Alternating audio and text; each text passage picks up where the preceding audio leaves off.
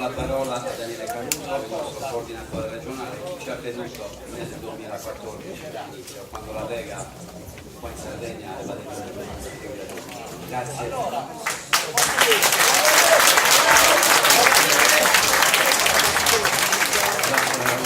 Grazie a tutti voi per essere presenti. Salutiamo gli alleati, c'è Ugo Capellacci, il coordinatore regionale.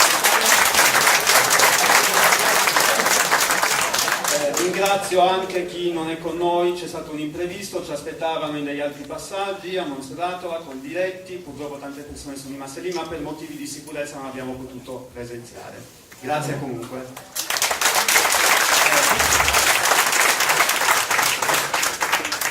Grazie infine a Nicola Molteni, l'onorevole Nicola Molteni e al nostro capitano Matteo Salvini della presenza.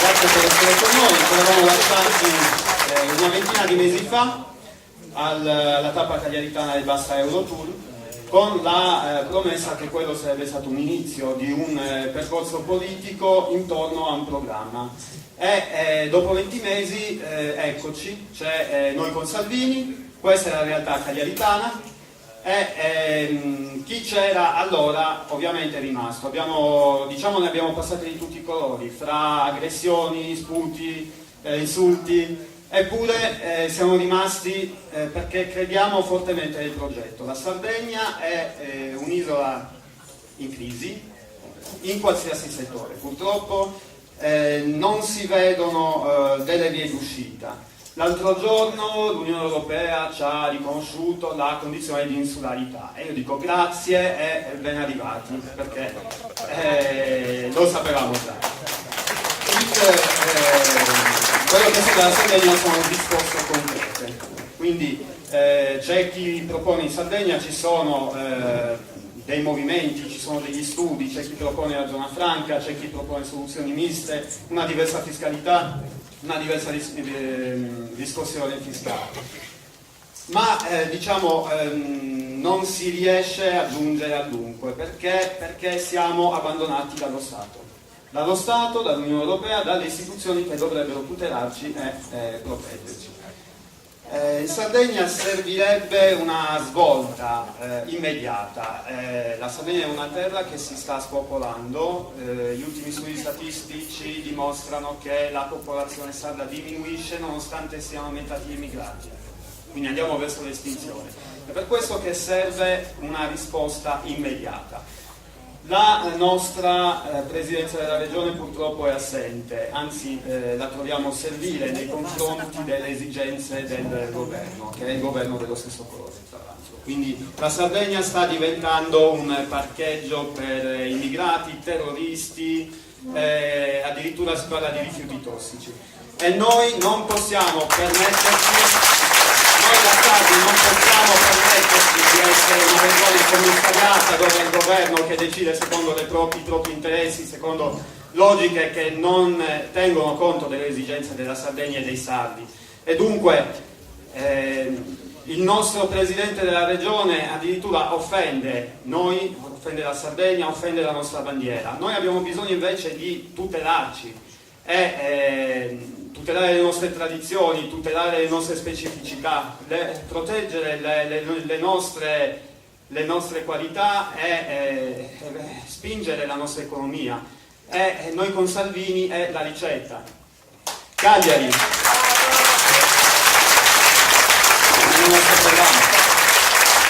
Cagliari può avere un ruolo fondamentale come centro di propulsione per la ripresa della Sardegna. E noi abbiamo un'amministrazione che verrà ricordata per le rotonde, più che altro, per i gay pride, per il centro sociale, per l'accoglienza, non certamente per qualcosa di utile per i cittadini cagliaritani. Abbiamo quindi una grossa prova questo maggio e la svolta per Cagliari sono i cittadini che intendono partecipare a noi con Salvini. I nostri voti puliti, le nostre storie trasparenti che dicono che non siamo cittadini che vivono di politica. La svolta siamo noi con Salvini. Grazie.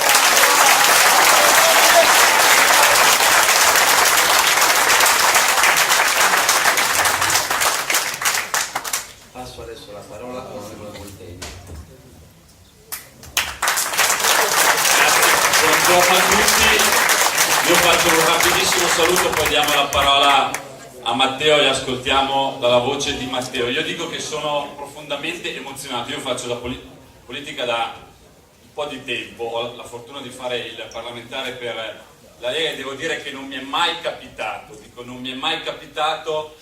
di arrivare in una terra che non conoscevo e di trovare tanto, ma tanto affetto per Matteo e per questo progetto politico. Quindi è un ringraziamento, non era assolutamente scontato, si è lavorato bene, c'è un grande progetto politico, c'è un grande contenitore politico fatto di idee, fatto di progetti, fatto di persone, fatto di uomini, fatto del carisma, della leadership di Matteo Salvini. Tutto questo ha la possibilità potenziale di essere esplosivo anche qua in Sardegna, nel rispetto di un popolo e di una terra che merita sicuramente più e meglio di quello che ha avuto sino ad oggi. Il nostro compito è nel rispetto, con grande rispetto, noi entriamo con grande rispetto di questo popolo degno ed orgoglioso, di metterci al servizio. Noi siamo al servizio di questo popolo, siamo al servizio delle peculiarità, delle caratteristiche che questo territorio, questa terra, questo popolo ha di diverso rispetto agli altri. Avete tanti nemici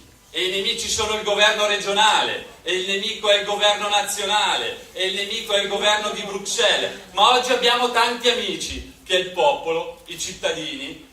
Noi abbiamo fatto questo giro al mercato, non mi è mai capitato, sembrava di essere in un mercato di Bergamo, nel vedere tanto affetto nei confronti di Matteo e di questo progetto. Oggi non è il punto di arrivo, oggi è un punto di partenza e di ripartenza, tanto ci aspetta da fare, tanto possiamo fare, tanto dobbiamo fare.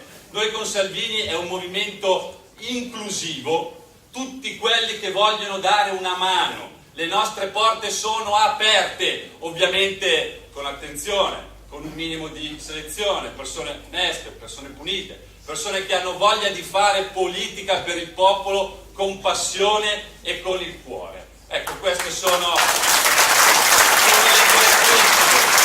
Io darò una mano, con rispetto e con umiltà. Noi siamo alternativi a chi sta massacrando questo paese. La sinistra sta massacrando la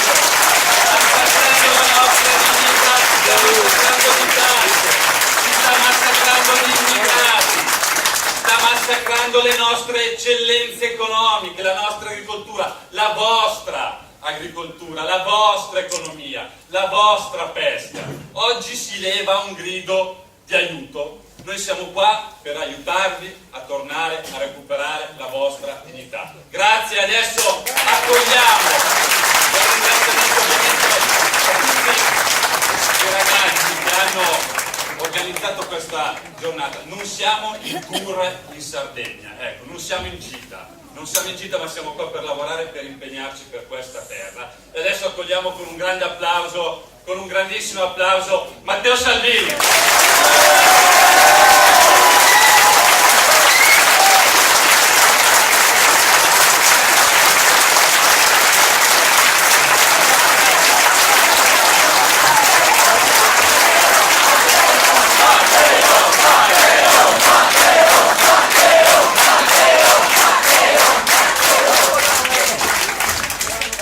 Io vi ringrazio uno per uno, ringrazio Cappellacci, ringrazio gli amici curiosi, ringrazio soprattutto polizia e carabinieri, perché in un paese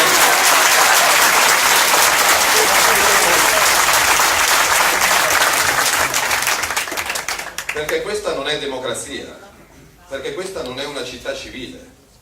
Dov'è il sindaco? È normale che per esporre delle idee occorrano decine di furgoni di polizia e carabinieri a finanza per tenere a bada 50 disadattati figli di papà che non sanno cosa fare dalla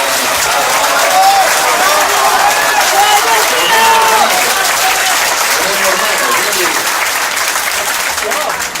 non pagano loro. io gli dedico solo 20 secondi perché non meritano di più, però visto che una volta tanto notavo che che ne hanno fermati 2, un 42enne e un 28enne denunciati. Sarà mia premura oggi stesso chiamare il Ministero dell'Interno, perché questi democratici di sinistra, all'interno del cui furgone sono state sequestrate mazze da baseball, petardi, striscioni da usare come scudi contro la polizia, perché loro erano in piazza al grido di siamo tutti contro Salvini, siamo tutti antifascisti. No, siete da ricoverare.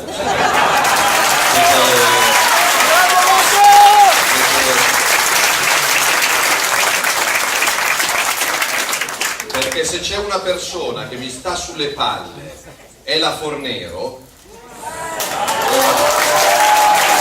l'ha combatto con le idee, non con le mazze da baseball e le bombe carta. Quindi bisogna capire, partiamo dal presupposto: Cagliari non è una città normale, perché non è possibile bloccare una via perché apri la sede di una comunità che vuole discutere del futuro della sua città.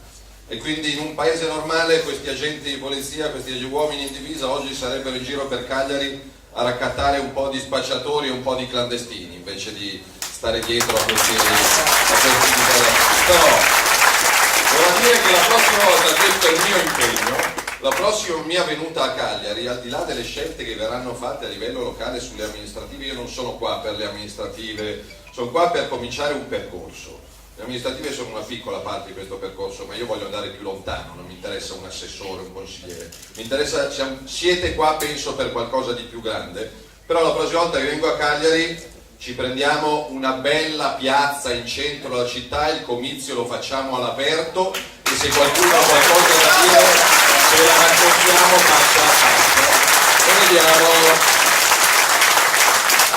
e vediamo chi è più democratico, magari invitando anche quei professoroni o quei presidi che dicono non potete volantinare fuori dal mio liceo perché è di sinistra, a parte il fatto che il liceo è dei cittadini che lo pagano, non è di sinistra, e poi magari sono quelli che si sono dimenticati che ieri era la giornata del ricordo dei martiri delle foibe, perché ci sono morti di sangue però nella buona scuola parleremo un'altra volta. Cosa fare? Io mi approccio in punta di piedi, non mi interessa fare il milanese che viene a spiegare ai sardi cosa devono fare per la Sardegna, perché penso che di milanesi, di romani, di napoletani, di torinesi, di europei che sono arrivati in Sardegna a spiegarvi cosa dovete fare a casa vostra, voi ne abbiate le palle piene. Quindi io vengo ad ascoltare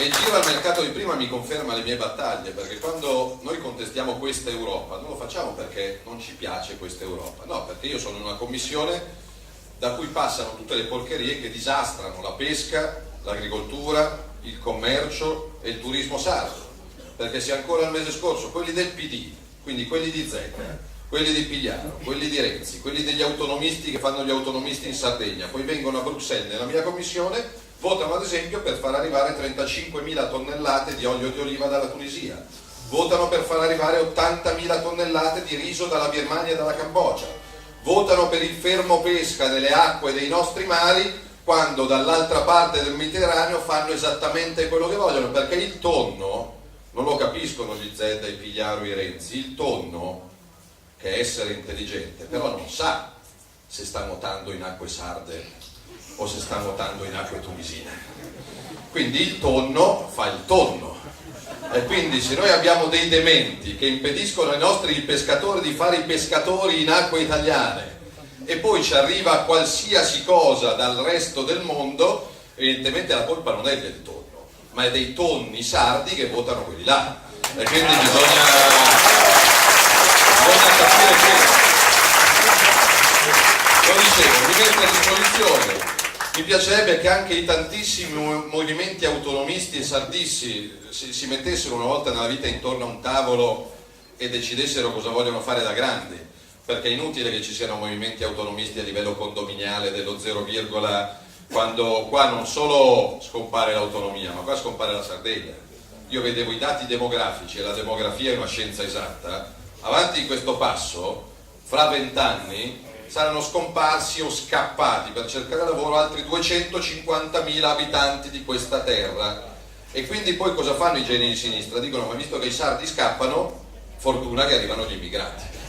Fortuna che mandiamo gli immigrati nel centro della Sardegna a ripopolarla. A parte il fatto che per ripopolare la Sardegna c'è bisogno di voglia di lavorare e non mi sembra che abbondi su certe spalle e da certe parti, anche perché ricordate agli antifascisti, che io mi sono andato a vedere i dati della prefettura di Cagliari su 2300 domande di asilo politico esaminate l'anno scorso, perché poi portateli fuori da qua questi numeri, a chi oggi è giustamente in negozio, in azienda, a casa, a scuola, non c'ha tempo, non c'ha voglia, accogliamo. Su 2300 domande, vado a memoria, esaminate l'anno scorso, di gente che dice scappo dalla guerra, quelle timbrate dal Ministero di Alfano, quindi non Salvini brutto e cattivo, dal Ministero di Alfano e di Renzi, che gli ha detto è vero, tu effettivamente scappi dalla guerra, su 2300 erano 70. Quindi dal mio punto di vista, in un paese normale, io al posto di Renzi, per quei 70 spalanco le porte, se serve, anche di casa mia, perché quei 70 uomini, donne e bambini che scappano dalle bombe e dai tagliagole dell'ISIS devono essere accolti con tutti i crismi, ma tutti gli altri, la prima zattera è a casa, perché non possiamo essere per tutto il mondo. Questo è un discorso cattivo e un discorso normale. Ci fosse piena occupazione in Sardegna, uno dice qua lavorano tutti, quindi c'è posto per tutti, però io prima li ho beccati i ragazzi che mi hanno detto, io lavoravo fino a settimana scorsa, mi hanno lasciato a casa in panetteria, perché hanno preso un immigrato in nero che guadagna 3 euro all'ora. E capite che questo è schiavismo, non è integrazione, non è accoglienza. Questa immigrazione è organizzata, studiata e finanziata, perché c'è qualcuno che ha bisogno di nuovi schiavi.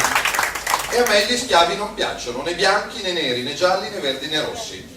Quindi siccome in Sardegna ci sono zone con una disoccupazione giovanile del 50%, un governatore normale, un sindaco normale, un ministro normale pensa prima a quel 50% di ragazzi e ragazze sarde che sono a spasso. Perché sono a spasso? Perché qualcuno dice perché non hanno voglia di lavorare. Palla. Io mi incazzo ogni volta che sento uno di sinistra del PD che dice fortuna che arrivano gli immigrati perché fanno quei lavori che gli italiani non vogliono più fare. Io sono convinto che in questa sala ci siano 10, 20, 30, 40, 50 persone, magari diplomate o laureate, che domani mattina farebbero qualsiasi tipo di lavoro, dal muratore allo scaricatore di cassette, alla badante, ma non lo trovano perché c'è qualche disperato che si svende appunto a 3 euro all'ora. Quindi 3 euro all'ora non è lavoro, è schiavitù, è sfruttamento. Quindi cosa fare per la Sardegna? Uno, fare un po' di pulizia, accogliere chi merita di essere accolto e rimandare a casa tutti gli altri. In Sardegna ci devi arrivare, avendo deciso il buon Dio che fosse un'isola e quindi essendo difficile fare il ponte, ci devi arrivare con la nave o con l'aereo. Se al governo decidi di aumentare le tasse aeroportuali e fai scappare delle compagnie aeree che qua ti hanno portato centinaia di posti di lavoro e migliaia di turisti, sei un demente, sei un cretino, sei un delinquente. Perché non è possibile.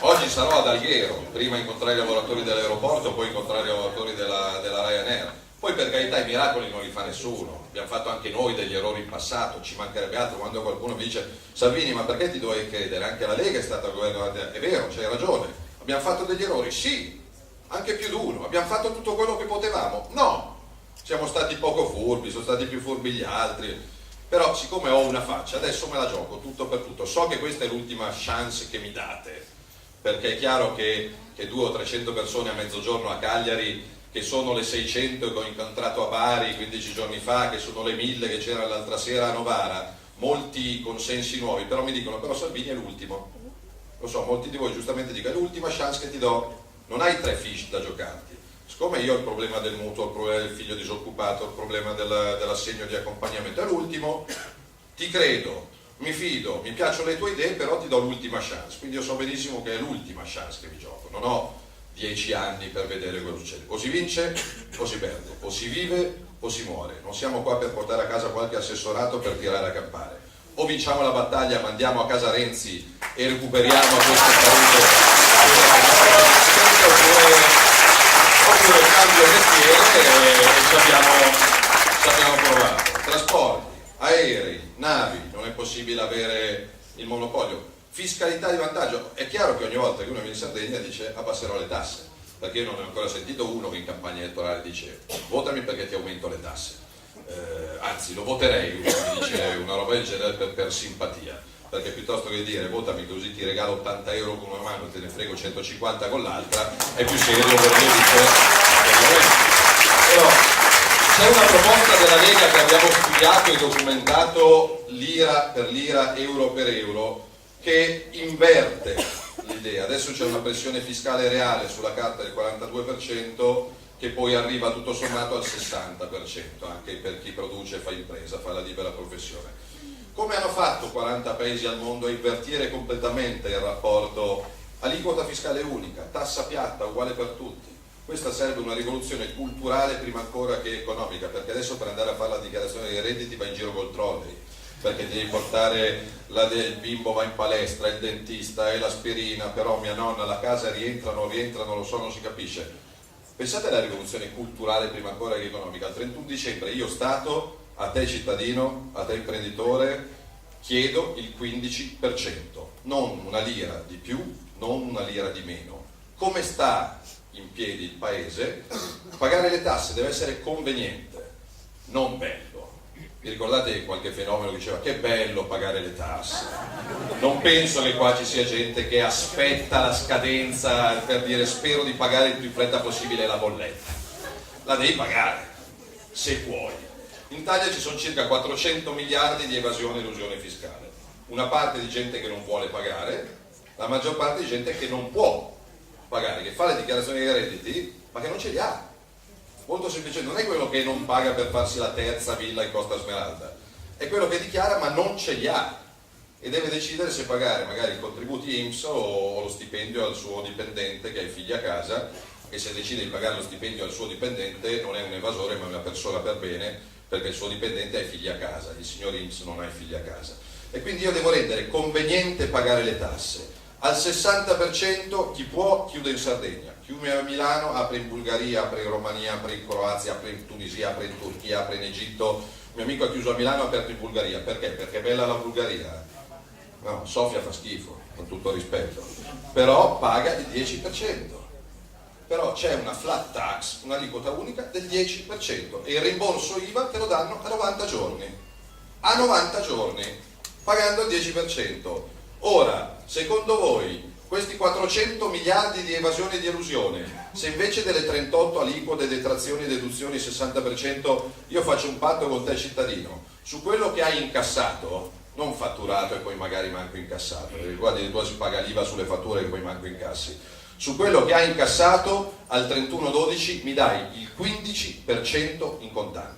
Non una lira di più, non una lira di meno. Io sono convinto che gran parte di quei 400 miliardi di evasione rientrano perché la gente ha convenienza a pagare le tasse. Magari le aziende tornano in Italia a produrre, a fatturare, a far consumare e a pagare altre tasse.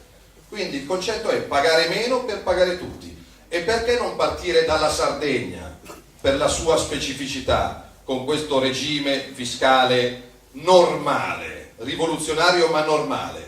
Il 15% e tu vedi che le aziende tornano a fare la fila. Certo, gli devi far viaggiare i treni, gli devi fare delle strade che siano strade, gli devi invece che chiudere come stanno facendo i fenomeni di sinistra, aprire degli ospedali decenti. Ma il buon Dio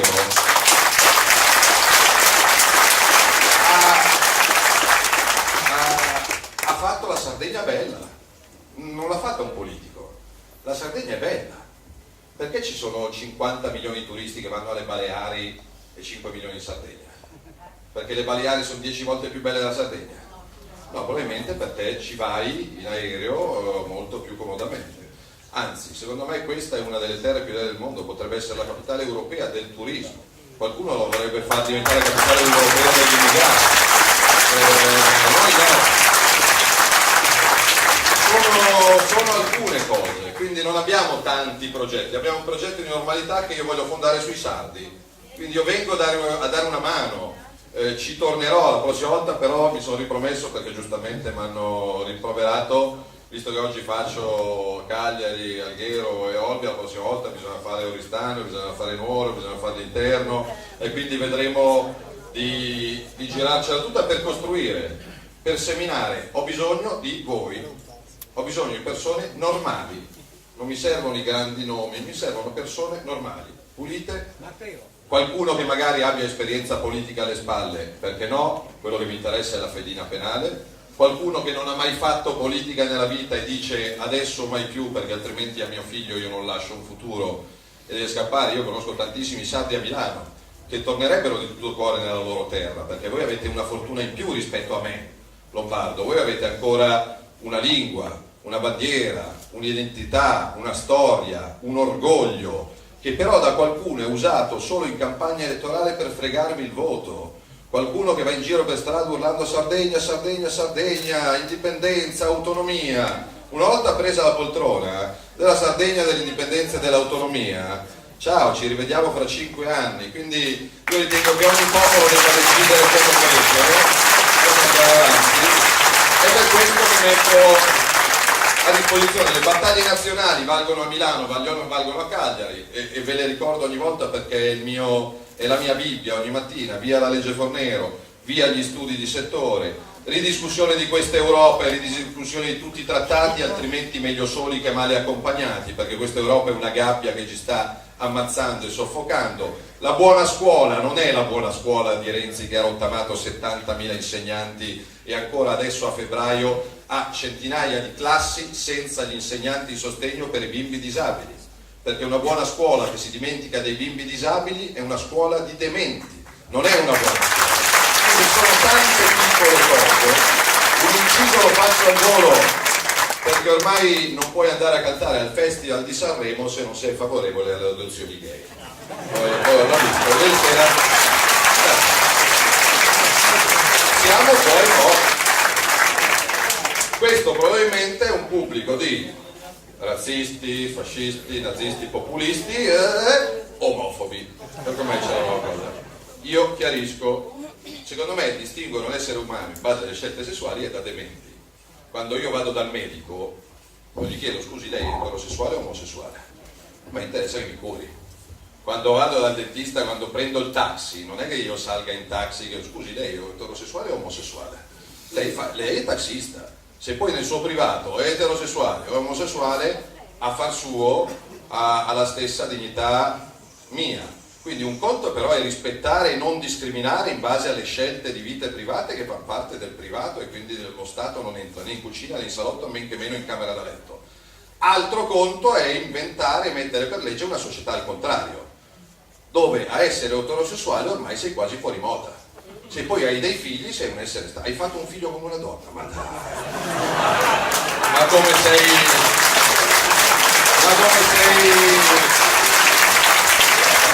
neanche un utero in affitto, niente. È questo. E quindi poi vedevo il festival e tutti con sti fiocchetti colorati e li tiravano fuori, le sciarpe, Elton John, la Pausini, Ramazzotti, che ormai io mi metto, ecco, c'era un album di De André, io sono cresciuto a Pane De André e ho conosciuto anche parecchia Sardegna, da Tempio Pausania dintorni, sulle orme di De André, che fece un album bellissimo che si chiamava In direzione ostinata e contraria. Io sono per natura un po' ostinato e mi piace viaggiare in direzione contraria, quindi sono vicino anche a quel cantante che magari se ne fotte, va a Sanremo per cantare, però pensa che le adozioni gay siano una follia, però me lo vedo nel camerino in difficoltà, cazzo, se non metto il fiocchetto sulla chitarra dicono che sono omofobo, perché ormai è questo il ragionamento, che pensare le cose normali, cioè, secondo me un bambino almeno quando nasce deve avere una mamma e un papà, poi i matrimoni vanno avanti, i matrimoni salgono. Dicevo che negli Stati Uniti l'utero in affitto vale $100.000. Ma vi pare normale lasciare nel futuro dei nostri figli il bimbo comprato al supermercato? Cioè a me fa schifo solo a pensare. Io leggevo quella notizia di settimana scorsa che ho pubblicato in questa coppia a Orbetello, in Toscana, si sposa coppia a Orbetello. Lui era una donna ma è diventato un uomo. Lei era un uomo ed è diventata una donna e si sono sposati. A parte il fatto che magari se lui rimaneva un lui e lei rimaneva un lei, evitavano di spendere tanti soldi e si sposavano lo stesso. Però, vabbè, ognuno fa nel privato, ma la cosa che mi colpiva è lui diventa lei lei diventa lui, si sposano e aspettano un figlio. Come? Padre Pio, miracolo, aspettano un figlio. No, aspettano un figlio perché hanno affittato un utero in Ucraina. A me fa schifo. Non è il futuro per Cagliari e per la mia società a cui penso, perché l'utero in affitto in Ucraina non è il futuro. Quindi il conto è il rispetto, il conto è distruggere il vivere sociale. E sono convinto, e chiudo, che sia tutto parte di un progetto ben preciso. Io non sono un complottista, cioè non sono alla 5 Stelle che ritiene le scie chimiche, no, se l'aereo vola lascia la scia, non è che ci siano i marziani che lasciano la scia, o che ci hanno messo il microchip sotto pelle a tutti quanti per controllarci le menti. Magari quando sento qualcuno del PD mi viene l'idea che gli abbiano potuto mettere il microchip, però è così naturalmente, purtroppo senza microchip. Quindi non sono un complottista, però io sono convinto che sia un disegno ben preciso per destrutturare il nostro modello sociale e le nostre comunità. Fa tutto parte. L'immigrazione è finanziata e organizzata, tanto che fra i primi sponsor dell'immigrazione c'è una brava persona come George Soros, uno dei più enormi e vigliacchi finanzieri e speculatori che esistano sulla faccia della terra. L'immigrazione è funzionale alla distruzione di uno spaccato sociale. Non ci vogliono uomini, ci vogliono numeri, senza identità, senza bandiera. Questi 4 mori sono un po' fuori moda, fate qualcosa di arcobaleno che è più tollerante, senza radici, perché un uomo senza radici a tempo determinato, da qui il Jobs Act finto passo in avanti che poi presenta il conto fra 2 anni, quindi senza radici, senza futuro, precari senza identità, senza famiglia, perché tanto nel nome dei diritti, sì, l'uomo va l'uomo, la donna va con la donna, il figlio lo compri in Ucraina, vai negli Stati Uniti, lo rubi, libertà di drogarsi, questi abusano della parola libertà, cioè confondono la libertà con l'egoismo,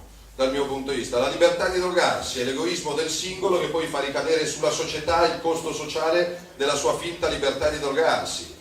La libertà di immigrare, non c'è libertà di immigrare, c'è libertà di chiedere permesso, posso entrare cortesemente in casa tua chiedendo per favore. L'unica libertà che riconosco è quella dell'ospite che decide chi entra in casa sua. Quindi è questo, anche perché il bimbo con 2 papà o 2 mamme è figlio dell'egoismo, è figlio dell'egoismo degli adulti che se ne fregano del diritto dei bambini, non è la libertà.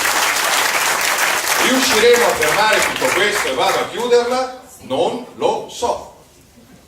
No, non dico non lo so. Però so che se ho capito che c'è in ballo questo progetto, che capite e va ben al di là della rotonda di Cagliari. La rotonda di Cagliari è un passaggio, però c'è qualcosa a livello nazionale, a livello europeo, a livello continentale, per cui noi dobbiamo sparire come popoli. Con noi lombardi ci sono già parzialmente riusciti, voi sardi siete un po' più rognosi, perché è vero che vivere sull'isola è una sfiga, però guarda un po', siete testardi, volete continuare a conservare le vostre tradizioni, la vostra cultura, la vostra lingua, la vostra bandiera, e quindi con voi è un po' più... però gliela fanno anche coi sardi, gli tolgo i traghetti, gli tolgo gli aerei, gli blocco la pesca, gli blocco l'agricoltura, i maialini che poi vendono a noi turisti d'estate, invece di allevarli qua li faccio arrivare dall'Olanda, dalla Grecia, dalla Turchia o da chissà dove. E quindi se un sardo si laurea e vuole fare il medico o l'infermiere, prende l'aereo e va a Londra, va a Berlino, va a New York, va a Milano, ma non sta in Sardegna, e la Sardegna diventa un ricovero per arabi sauditi danarosi che vanno in Costa Smeralda, per anziani che hanno 2 soldi da spendere, o per immigrati che vanno a fare i pastori chissà dove, non sanno manco come è fatta la pecora. Quindi è questo, resistete, lo dicevo, io non so se vinceremo la battaglia, so però il fatto che ci siamo risvegliati è già un passo in avanti, e se la partita non la giochi non la vinci sicuramente. Se quantomeno hai il coraggio di scendere in campo, puoi vincere o puoi perdere. Io per mia natura non sono fatto per tirare a campare, io adesso potrei stare seduto, dicono che la Lega è al 15%, basta, ma chi me lo fa fare oggi di andare a Cagliari, a Ghero, Olbia? Oggi a Milano è giovedì grasso, sto a casa con i bimbi, porto in giro i bimbi con le mascherine. No, perché il 15% cosa mi fai? Leggere un po' di deputati in più, un po' di senatori in più, un po' di assessori in più? No, io sono fatto in maniera tale che o vinco o cambio, o faccio tutto non sono quelli del chi s'accontenta gode. Il chi s'accontenta gode è una delle più grandi truffe che abbiano inventato per fermare le persone. No, rischiamo, perché c'è in ballo il futuro dei nostri figli, quindi io ci tornerò fino a che avrete pazienza e voglia di accogliermi in Sardegna. L'accoglienza di oggi, ripeto, al mercato è stata assolutamente eccezionale. Piccolo merito nostro, evidentemente anche demerito altrui, perché se devono aspettare Salvini per fare festa vuol dire che altri, e penso alla sinistra, hanno sbagliato. Io ci sono, se voi avete voglia, nel mio piccolo, in punta di piedi e con tutto il rispetto che porto a una cultura come la vostra, cerco di esservi utile. Io però, l'ho detto alla signora che prima ha detto, Salvini salvaci tu, no? Signora, a Milano, no, te mica capì. No, Salvini, Salvini è un piccolo strumento a disposizione, ma i sardi o si salvano da soli o non li salva nessuno. Non arriva Salvini a salvare i sardi. Salvini può essere uno strumento a disposizione dei sardi per fare qualcosa per loro stessi. Quindi, se vi servo, contate su di me. Però questa marea di gente stamattina vuol dire che se esce da qua e contamina, non ci ferma nessuno, perché il nostro avversario non è Renzi, non è la Boldrini, non è Pigliaru, non è Alfano, che basta guardarlo per capire che non è l'avversario. Il nostro avversario non è l'altra, non è Grillo. Il mio avversario è il vostro avversario, e su questo solo voi mi potete aiutare, è la rassegnazione. È il partito del non si può, del tanto non serve, tanto non cambia niente. Quanti ne